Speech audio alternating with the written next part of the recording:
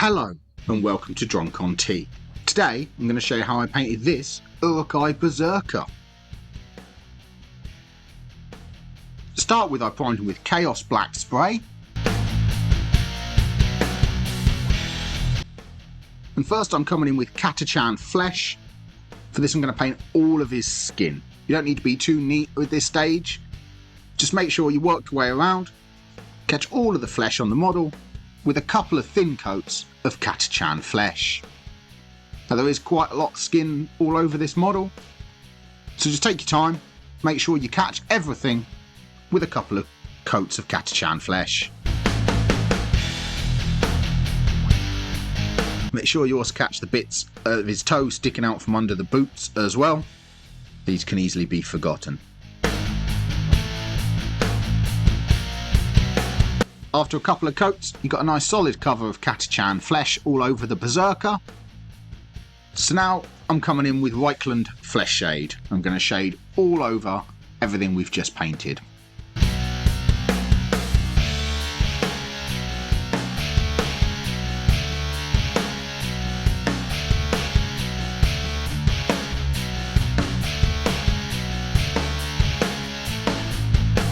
There you go, now that's shaded, it's added some definition to that skin.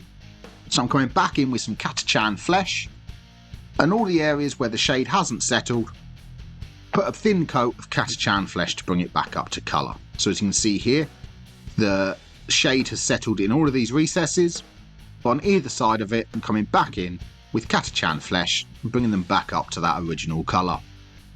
So just take your time, work your way around, and wherever the shade hasn't settled, bring it back up with a layer of Catachan Flesh.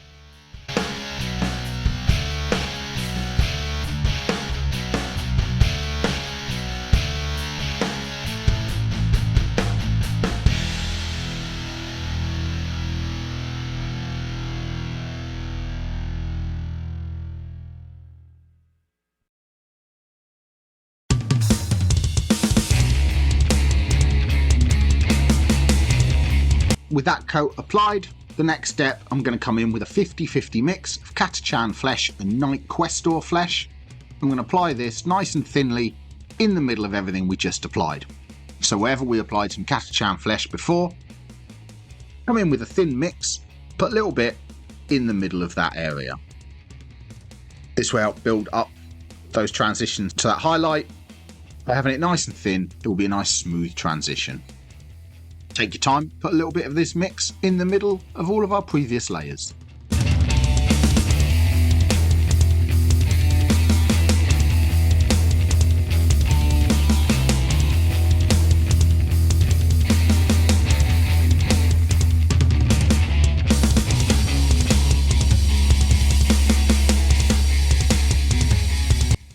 And with that layer applied, you can see it's really added that definition to the skin. So now we're just going to come in with some pure Night Questor Flesh, do an edge highlight around all of the most prominent muscles. So it's things here like his chin and his bottom lip, around all of these pectoral, chest muscles, and any other stark muscles. Put a thin line of Night Questor Flesh as an edge highlight.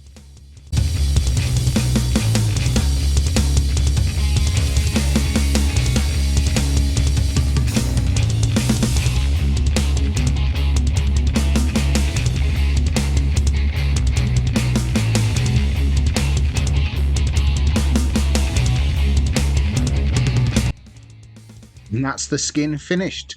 As you can see, there's a lot of the model. So now that's done, we can move on to his fabric. So I'm coming in with some Mournfang Brown. I'm going to place this over everything that's cloth on the model. There isn't a huge amount, but he's got this bit here around his waist, some on his gloves, and his boots as well. So just take your time and catch all of this with a base coat of Mournfang Brown.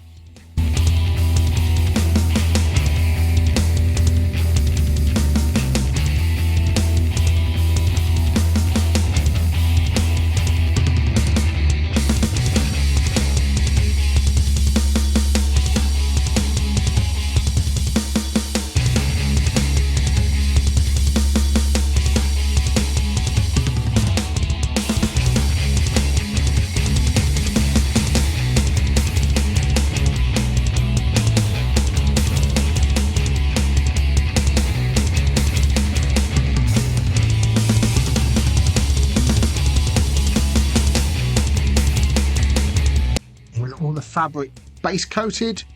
The only thing left to base coat is the metal. So for this, I'm coming in with some lead belcher. Just going to get everything that's metallic. So that's his helmet, his sword, the bits of armour on his gloves, and the chainmail around his waist as well. So catch all of this with a couple of coats of lead belcher. Just give it a nice solid cover on all of the metal.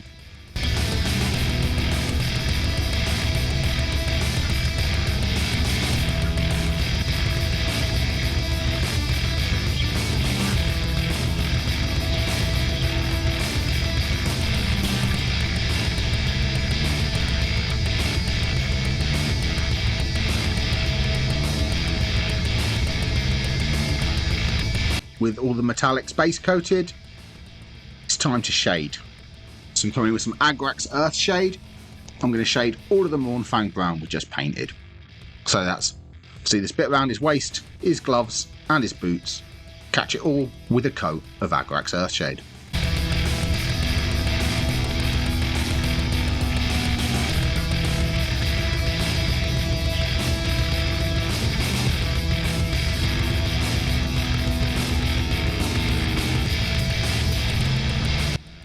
And now all of the metallics get a shade with Nuln Oil. If you're enjoying these videos, let me know in the comments below what other Middle-earth miniatures you'd like to see me make a painting guide for.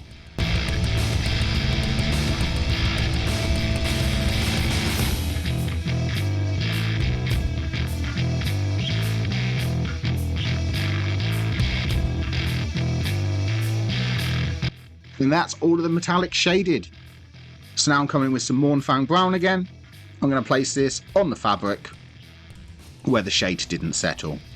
So in all of the recesses, leave the Agrax Earth Shade. On either side of it, come in with some Mournfang brown to bring it back up to colour.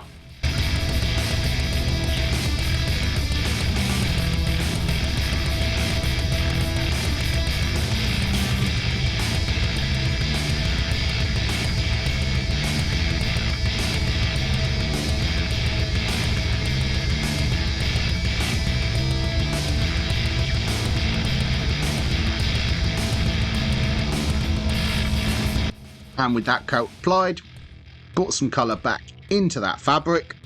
So now I'm coming in with a 50-50 mix of Mournfang brown and Scrag brown.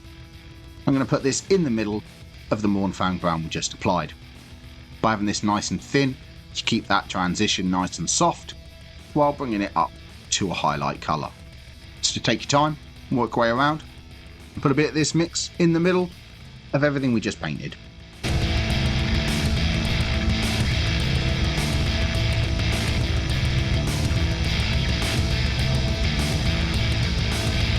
And that's that layer applied. Now there's only one final step on the fabric, and that's to give it an edge highlight of Scrag brown. So just work your way around, and on all the edges in sharp folds, put a thin line of Scrag brown as an edge highlight.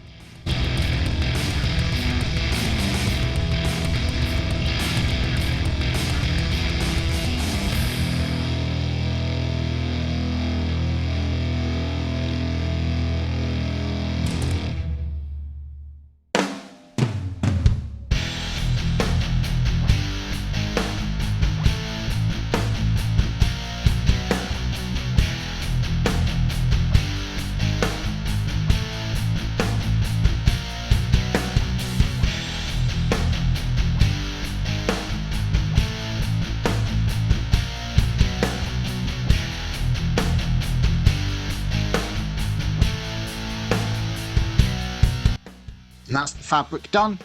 It's looking really nice. So now the only thing left to highlight is the metallics.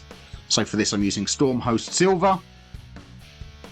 Just going to give everything an edge highlight.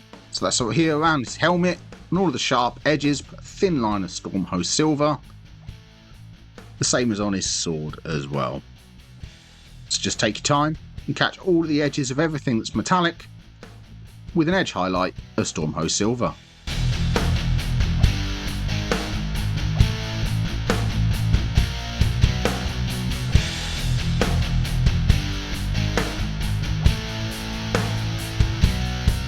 And for the chainmail here, just put some spots on some of the raised edges to act like reflecting chainmail.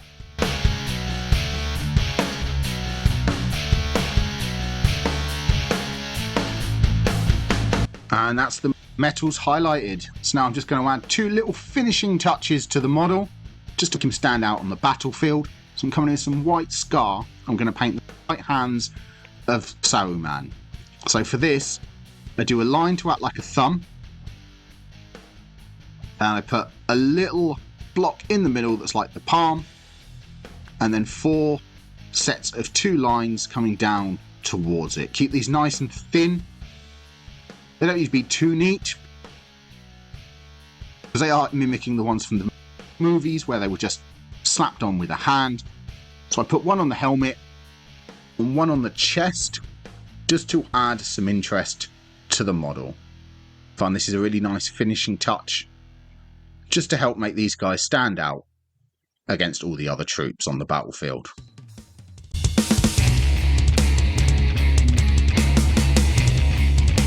There, that's those 2 white hands painted. You can add as many or as few as you like. And then for one final finishing touch, I'm coming with some blood for the blood god. I'm going to paint this over bits of the helmet, over the chest, and over the sword, just to give it that nice bloody, battle-worn appearance of a berserker. Just pick a few spots, don't go over the top with this, and just put some blood for the blood god on some areas of the model to add some interest. And there we are, that is a finished Uruk-Hai Berserker. So I hope you enjoyed this video. If you did, don't forget to like, comment and subscribe. And happy painting!